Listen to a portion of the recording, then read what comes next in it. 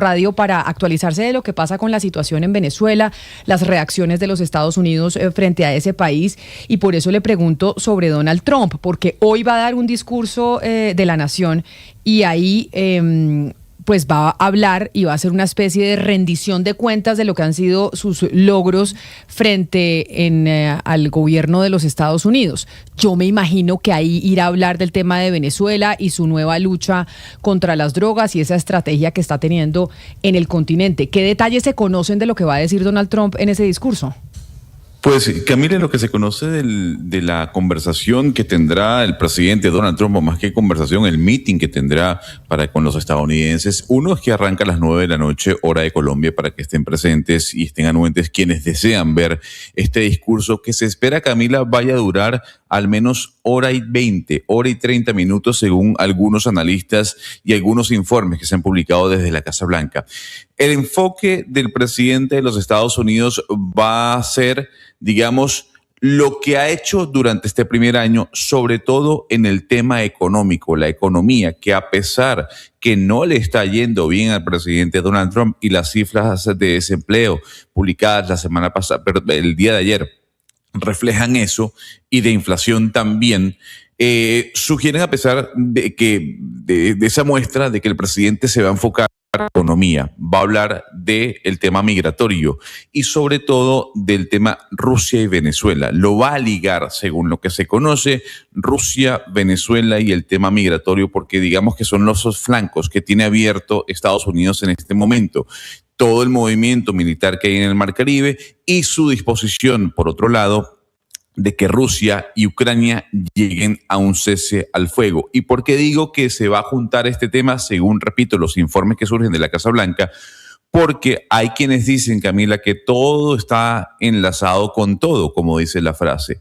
Bielorrusia hablando, Rusia comentando, Ucrania cediendo, Estados Unidos presionando, y por otro lado, en Venezuela y en el Mar Caribe, la presencia cada vez mayor de buques y de aviones de la Fuerza Aérea de los Estados Unidos.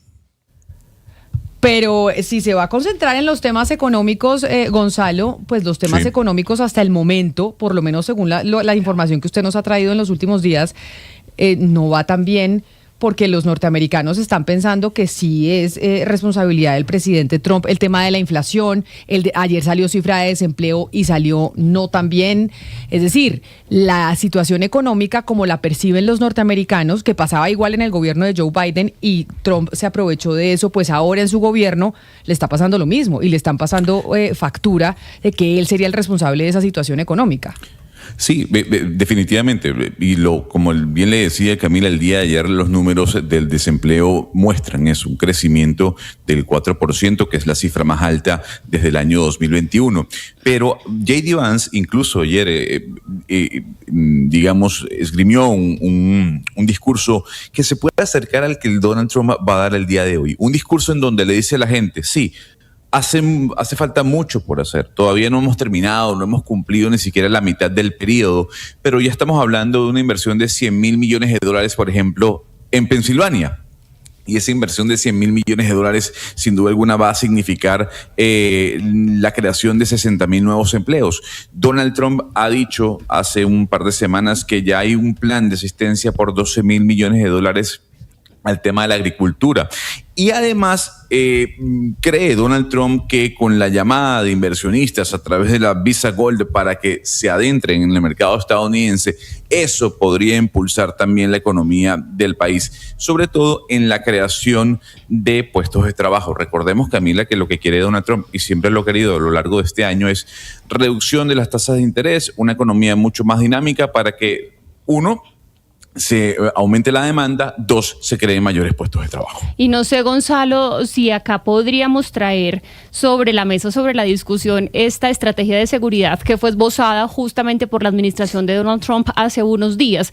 Y se lo digo porque de una u otra forma tiene relación con el tema comercial. Ellos decían que aparte de este músculo militar que está metiendo, sobre todo aquí en la región, este despliegue militar en Venezuela, digamos, foco sobre el narcotráfico, el terrorismo, la inmigración irregular, ellos también también hablaban de una diplomacia comercial en la que Estados Unidos colaborará con los socios de la región, es decir, de Latinoamérica en general, para identificar esos recursos estratégicos. ¿Y de qué recursos estamos hablando? Petróleo, por ejemplo, tierras raras, por ejemplo. Entonces no sé si va a meter algo de eso ahí, pues porque la política estadounidense exterior está siendo bien agresiva, y pues con el anuncio que se dio ayer por parte de Donald Trump de estos buques petroleros sancionados en aguas venezolanas, pues creo que también podría tener algún tipo de relación.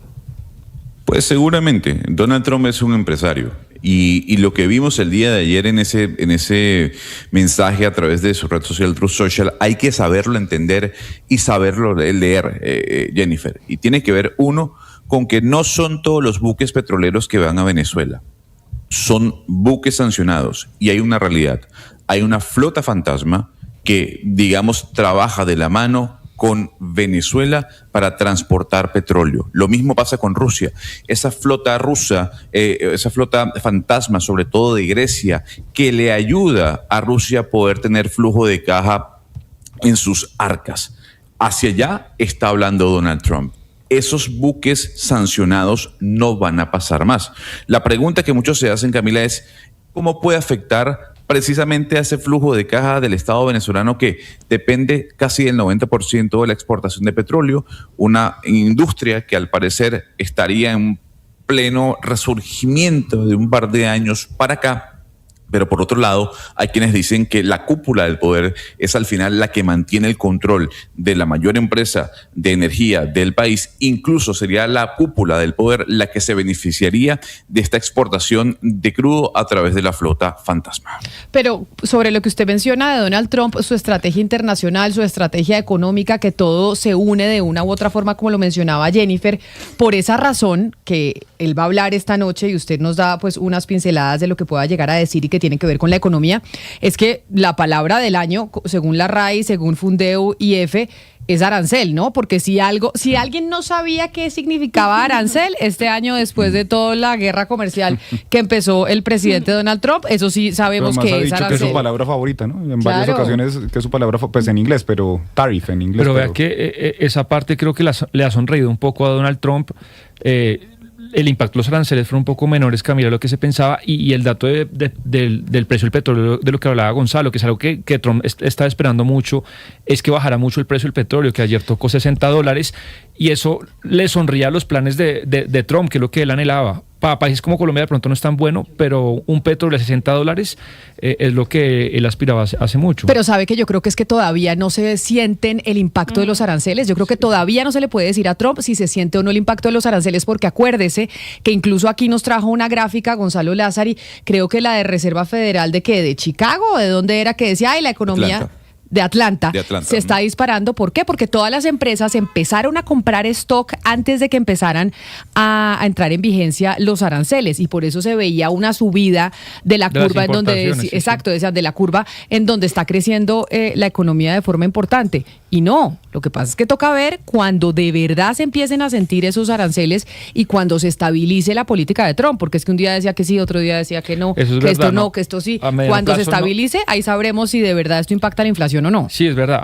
No se sabe cuál es, y él varía mucho, y eso también pues le da la incertidumbre del tema arancelario, pero si uno ve el dato de inflación, pues sí un poco le ha sonreído y ha sido más bajo de lo que se pensaba, y por eso pues la Fed este año se ha permitido bajar 3 veces la tasa de interés. Y lo que se vaticina es que el otro año va a bajar aún más los tipos. Se hablan un pronóstico de entre 2 y 3 bajadas de los tipos, y que llegará hasta un punto, ¿no? Hasta bajar hasta un punto total en el 2026. Bueno, sería un montón eso. Pues eso es lo que dicen algunos analistas.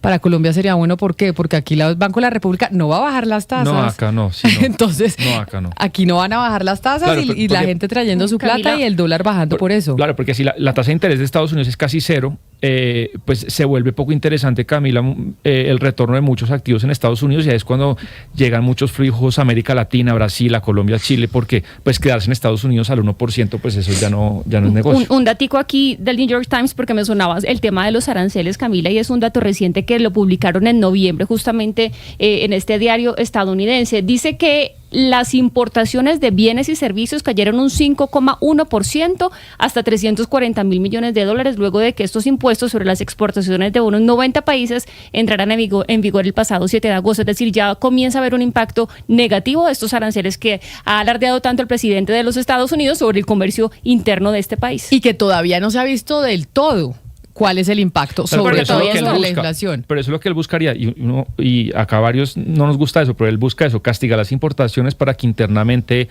pues, las empresas gringas produzcan más. Claro, pero se suben los precios al interior del país y los que terminan pagando, ¿quiénes son? Los ciudadanos. Entonces, que están sintiendo que los precios les suben, pero mire, un oyente en el 301-764-4108, nuestra línea de WhatsApp, a propósito de esta conversación, me dice, Camila, y además el impacto negativo en las economías de los países, aparte a la de los Estados Unidos, no ha sido tan grave como se decía. Las amenazas del presidente Trump han perdido fuerza. Y es verdad, porque como amenazaba un día sí, un día no, subía, ya como que la gente empieza a sentir que es como el pastorcito mentiroso, que tanto que anunciaba que al final dijeron, no, bueno, esto no va a suceder. Pero hablando de anuncios, ayer